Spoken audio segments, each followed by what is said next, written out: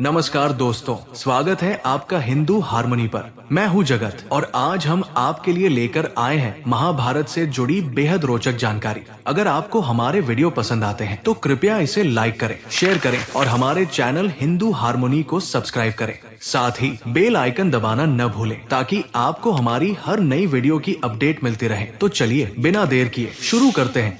महाभारत का युद्ध समाप्त हो चुका था। कुरुक्षेत्र की भूमि रक्तरंजित थी।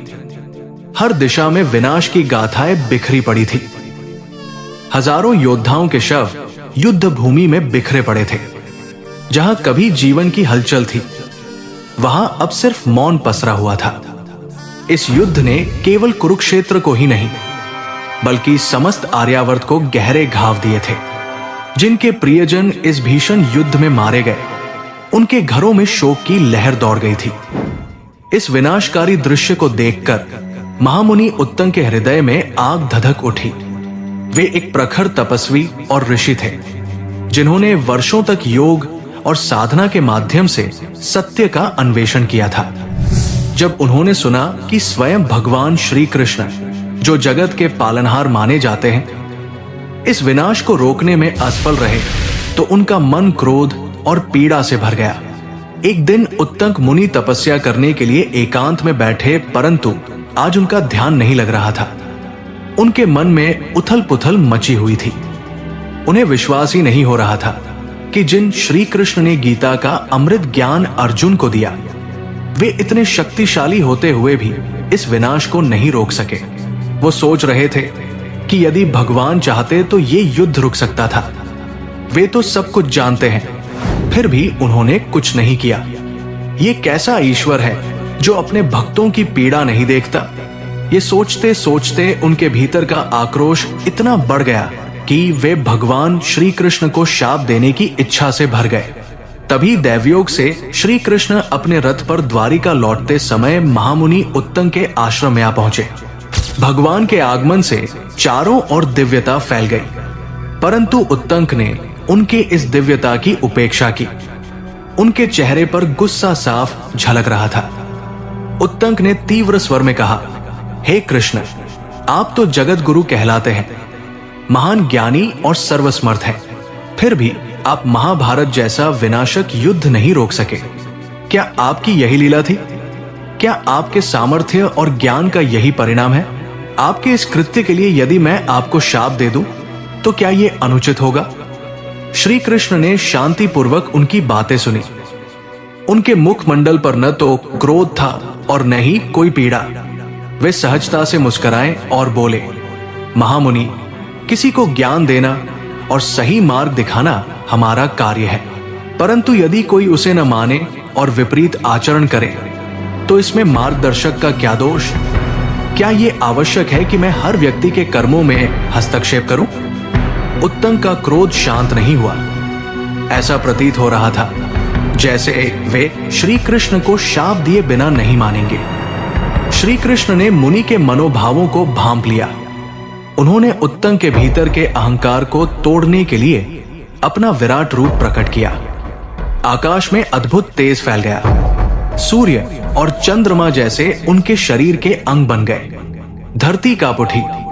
चारों दिशाएं दिव्य प्रकाश से भर गई। उत्तंग ने ऐसा रूप पहले कभी नहीं देखा था। उनकी आंखें विस्मित हो उठी। तभी विराट रूप से गूंजती हुई आवाज आई, हे महामुनि, मैंने आज तक किसी का अहित नहीं किया। जो निष्पाप होता है वो चट्टान की तरह अडिग रहता है। आप चाहे मुझे शाप दे या आशीर्वाद, इससे मेरा कुछ भी अहित नहीं होगा। परंतु यदि आपके हृदय में मुझसे कोई वर की इच्छा हो तो निसंकोच मांग लीजिए। प्रभु का विराट रूप देखकर उत्तंग का क्रोध अब शांत हो चुका था। उन्होंने विनम्र होकर कहा, हे प्रभु, यदि आप मुझे वर देना चाहते हैं तो कृपया इस निर्जन मरुस्थल में जलवृष्टि कर दें, ताकि ये हरा भरा हो जाए। श्री कृष्ण ने मुस्कुराकर कहा, तथास्तु, और वहां से अदृश्य हो गए। समय बीतता गया। एक दिन मुनि उत्तंग अपने आश्रम से प्रातकालीन भ्रमण के लिए निकले। दिन चढ़ते ही मरुस्थल में भयंकर आंधी उठी। चारों ओर धूल का अंधकार छा गया। मुनि रास्ता भटक गए। सूर्य अपने प्रचंडता से धधक रहा था। तपती हुई रेत उनके पैरों को जला रही थी। प्यास के कारण उनके कंठ सूख गए थे। ऋषि उतंग की स्थिति इतनी दयनीय हो गई कि उनके प्राण संकट में पड़ गए। तभी उनके सामने एक चांडाल प्रकट हुआ। उसके हाथ में चमड़े का पात्र था जिसमें जल भरा हुआ था। उसने विनम्रता से कहा, महामुनि, ये जल ग्रहण कीजिए, इससे आपकी प्यास बुझ जाएगी। उत्तंग चौंक उठे।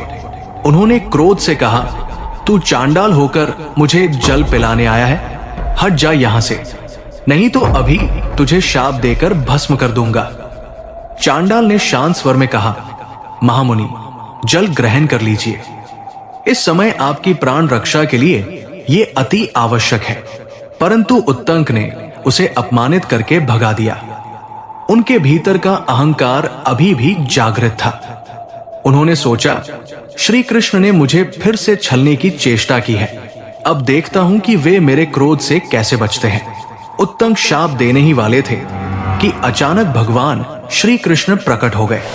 उनके मुख पर गंभीरता थी। उन्होंने कहा, महामुनि, क्या आपने नहीं कहा था कि आत्मा ही आत्मा है और वही परमात्मा भी है? फिर क्या इस चांडाल की आत्मा में परमात्मा नहीं थे? मुनि, आप ये ज्ञात होना चाहिए कि ये स्वयं देवराज इंद्र थे जो आपको अमृत देने आए थे, परंतु आपने उन्हें ठुकरा दिया। अभी बताइए, मैं और किस प्रकार आपकी सहायता कर सकता हूं? ये कहकर भगवान श्री कृष्ण भी अदृश्य हो गए। उनके साथ चांडाल भी विलीन हो गया। उत्तंग स्तब्ध रह गए। उनकी आंखें खुल चुकी थी। उन्हें अपने व्यवहार पर गहरा पश्चाताप हो रहा था। उन्होंने महसूस किया कि जाति, कुल और योग्यता के अहंकार में डूबे हुए उन्होंने अपने शास्त्र ज्ञान को कभी व्यावहारिक रूप में अपनाया ही नहीं था। उन्होंने गहरी सांस ली और मन ही मन श्री कृष्ण से क्षमा मांगने लगे। अब उन्हें स्पष्ट ज्ञात हो चुका था कि जब कौरवों और पांडवों ने स्वयं श्री कृष्ण के ज्ञान को नहीं अपनाया तो इसका दोष भगवान का नहीं दिया जा सकता था।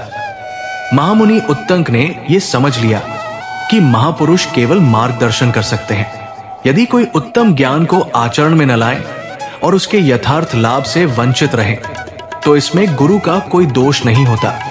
इस घटना के बाद उत्तंक ने अपने शेष जीवन को पूर्ण समर्पण और विनम्रता के साथ तपस्या में लगाना शुरू कर दिया।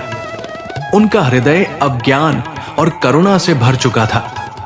मित्रों, ये कथा हमें सिखाती है कि भगवान या गुरु केवल दिखा सकते हैं। सही राह पर चलने का निर्णय स्वयं व्यक्ति को ही लेना होता है। दोस्तों, उम्मीद है कि आपको ये वीडियो पसंद आया होगा। अगर आपको ये जानकारी उपयोगी लगी हो तो इसे अपने दोस्तों और परिवार के साथ शेयर करें। कमेंट सेक्शन में बताएं कि आपको ये वीडियो कैसा लगा और आप अगली बार किस टॉपिक पर वीडियो देखना चाहते हैं। चैनल को सब्सक्राइब करना न भूलें और नोटिफिकेशन ऑन कर लें ताकि हमारी नई वीडियो आप तक सबसे पहले पहुँचे। फिर मिलेंगे एक नए और मजेदार वीडियो के साथ। तब तक के लिए धन्यवाद।